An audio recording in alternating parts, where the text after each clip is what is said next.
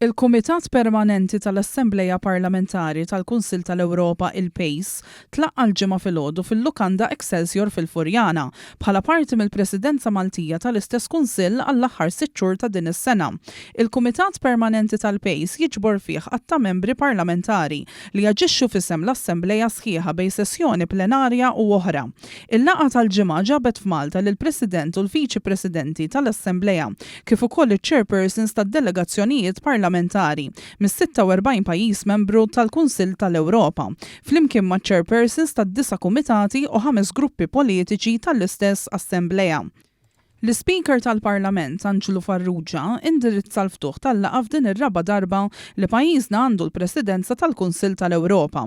Dr. Farrugia qal li Malta ġġib magħha tul din il-Presidenza il-perspettiva ta' pajjiż li jħobb il-paċi, waqt li fakkar kif f'Diċembru tal-1989 serviet biex isiru d-diskussjonijiet bejn ir-Russja u l-Istati Uniti wara l-Gwerra Birda. Qal li dakinhar pajjiżna ntażel għax newtrali u li dejjem tkellem favur il-paċi kif għadu jagħmel sal-lum. Ħeġġeġ biex Malta tagħmel minn din il-Presidenza iktar milli formalità permezz tal-esperjenzi storiċi tagħha bl-erf li għandha dwar kif tkampa fl-ar żminijiet u t-tama għas-solidarjetà.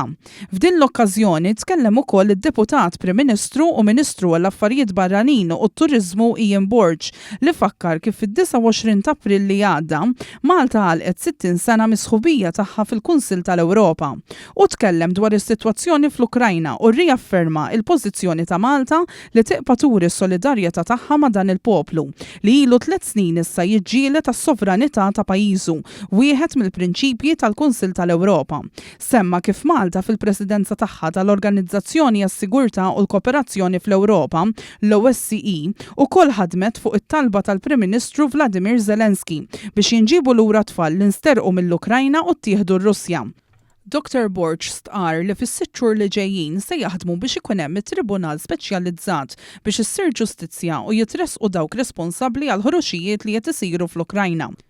Dwar l-immigrazzjoni irregolari u l-instabilità fil-Libja, Ian Borge qal li din m'għandix tiġi mħeġġa, mhux l-inqas għax l-immigranti qed jiġu sfruttati minn organizzazzjonijiet kriminali. Minn barra hekk tenna li mhuwiex ġust li l-pajjiżi tan-nofsinhar tal-Ewropa jerfgħu dan il-piż weħidhom.